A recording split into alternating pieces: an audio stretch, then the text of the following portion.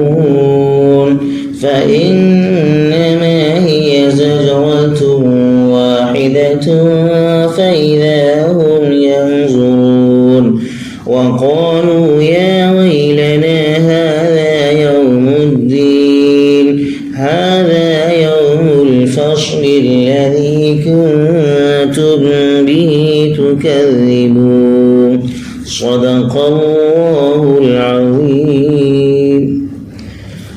دوستوں اور بزرگوں، سورہ صافات کی اس وقت آیت نمبر 18، 19، 20 اور 21 کل 4 آیتیں آپ کی خدمت میں پیش کی گئی ہیں۔ اللہ تبارک و تعالی فرماتے ہیں کہ اے میرے نبی، آپ ان سے کہہ دیجئے کہ تم سب کے سب خدا کے مقابلے میں بے بس اور کمزور ہو۔ بس ایک چیخ ہوگی کہ اچانک وہ اپنی آنکھوں سے دیکھ رہے ہوں گے، اس وقت یہ کہیں گے ہائے ہماری بربادی، ہماری کمبختی، یہ تو بدلے کا دن ہے، یہ وہی فیصلے کا دن ہے جسے تم جھٹلایا کرتے تھے۔ بزرگان محترم، اس سے پہلے جو آیتیں گزری ہیں ان آیات میں مشرکین کا اور اسلام کے مخالفین کا قیامت اور دوبارہ زندہ کیے جانے کے تعلق سے شبہات تھے، ان کے شکوک و شبہات کا تذکرہ تھا۔ وہ کہتے تھے کہ جب انسان مر جائے گا، ختم ہو جائے گا اور بالکل مٹی میں مل جائے گا تو دوبارہ زندہ کیسے کیا جائے گا، دوبارہ زندہ کیسے ہوگا؟ اَإِذَا مِتْنَا وَكُنَّا تُرَابًا وَعِظَامًا أَإِنَّا لَمَبْعُوثُونَ، کہ کیا جب ہم مر جائیں گے اور مٹی بن چکے ہوں گے اور ہماری ہڈیاں بھی ختم ہو جائیں گی، اس وقت پھر ہمیں دوبارہ زندہ کیا جائے گا؟ وہ کہتے تھے کہ یہ تو ہونے والا ہے ہی نہیں، یہ کام نہیں ہو سکتا، دوبارہ زندہ نہیں ہونا ہے۔ اللہ تبارک و تعالی نے آج کی آیتوں میں ان کے شکوک و شبہات کو بالکل دور کر دیا ہے اور واضح لفظوں میں فرما دیا ہے کہ قل نعم وانتم داخرون، اے میرے نبی ان سے کہہ دیجئے کہ ہاں تم خدا کے مقابلے میں بالکل بے بس اور کمزور ہو، لاچار ہو، تمہاری کوئی حیثیت نہیں ہے۔ یعنی اللہ تبارک و تعالی قادر مطلق ہے اور تم اس کے سامنے بالکل بے بس ہو اور مجبور ہو۔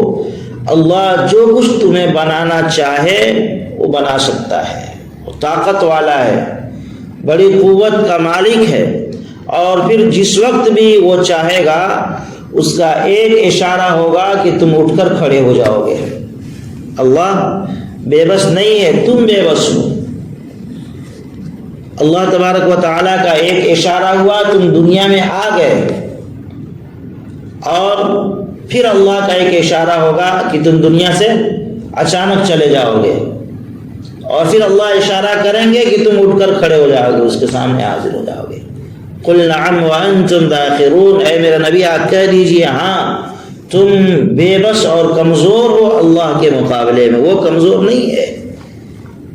اس کا ایک اشارہ ہوگا تم اٹھ کر کھڑے ہو جاؤ۔ تم سمجھ رہے ہو کہ ہم دوبارہ زندہ نہیں ہوں گے، بالکل مٹی بن کر ختم ہو جائیں گے یا جلا دیے جائیں گے اور دریاؤں میں نہروں میں ہماری راکھ بھی پھینک دی جائے گی، پھر کہاں سے زندہ کیے جائیں گے؟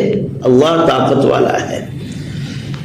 فَإِنَّمَا هِيَ زَجْرَةٌ وَاحِدَةٌ فَإِذَا هُمْ يَنظُرُونَ، بس ایک چیخ ہوگی اور یکایک یہ لوگ اپنی آنکھوں سے وہ سب کچھ دیکھ لیں گے جسے ان کو خبر دی جا رہی تھی، جس بات کی انہیں خبر دی جا رہی تھی وہ ساری باتیں ان کے سامنے آ جائیں گی۔ ایک چیخ ہوگی، چیخ سے مراد سور پھونکا جائے گا دوسری مرتبہ۔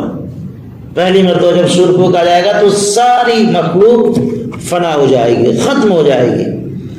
پھر دوسری مرتبہ سور پھونکا جائے گا تو سارے انسان یکایک اٹھ کر کھڑے ہو جائیں گے۔ اللہ فرماتے ہیں اسی کو فَإِذَا هُمْ يَنظُرُونَ، دنیا میں تم سے کہا جاتا تھا کہ مرنے کے بعد دوبارہ زندہ ہونا ہے، اللہ کے سامنے پیش ہونا ہے، اور زندگی کے اعمال کا حساب دینا ہے تو تم مذاق اڑاتے تھے، کہتے تھے یہ ہوگا ہی نہیں۔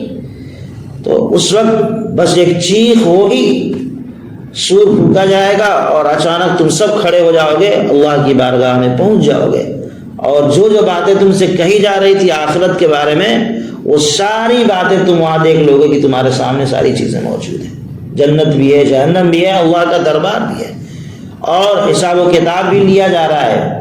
یعنی جو کچھ تمہیں بتایا جا رہا تھا دنیا میں وہ سب وہاں ہو رہا ہوگا۔ فَإِذَا هُمْ يَنْظُرُونَ، تم اپنی آنکھوں سے دیکھ لو گے۔ وَقَالُوا يَا وَيْلَنَا هَذَا يَوْمُ الدِّينِ، اب انسان کیا کرے گا اس وقت؟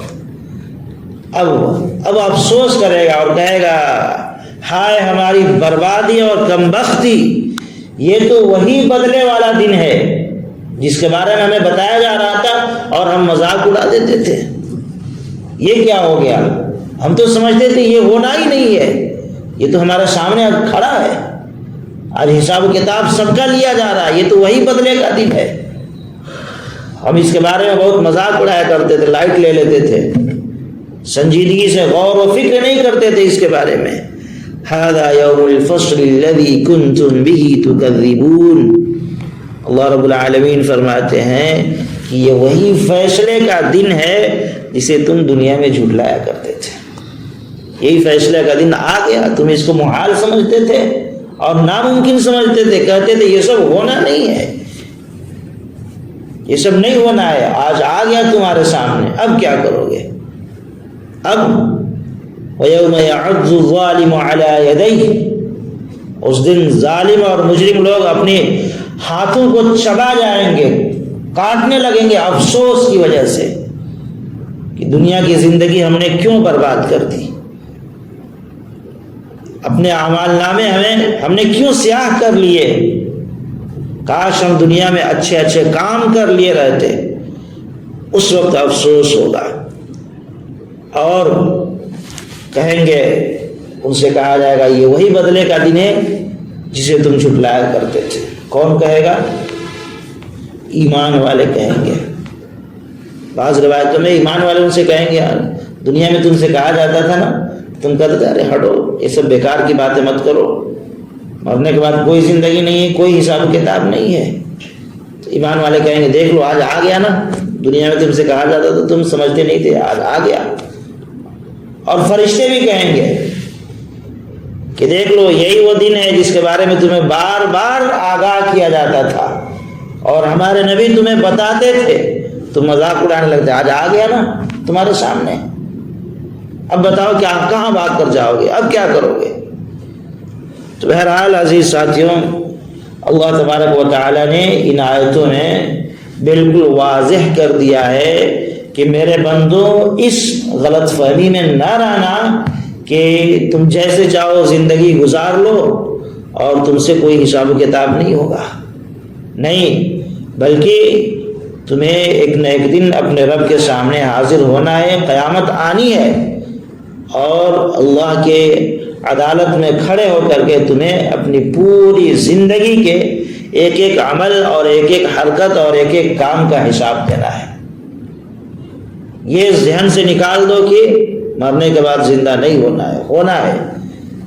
آپ بھلا بتائیں اگر مرنے کے بعد زندہ نہ ہونا ہو اور حساب و کتاب کا مسئلہ نہ ہو تو یہاں لوگ اچھے کام بھی کر رہے ہیں، برے کام بھی کر رہے ہیں، پھر اچھوں کو ان کی اچھائی کا بدلہ اور بروں کو ان کی برائی کی سزا کہاں ملے گی؟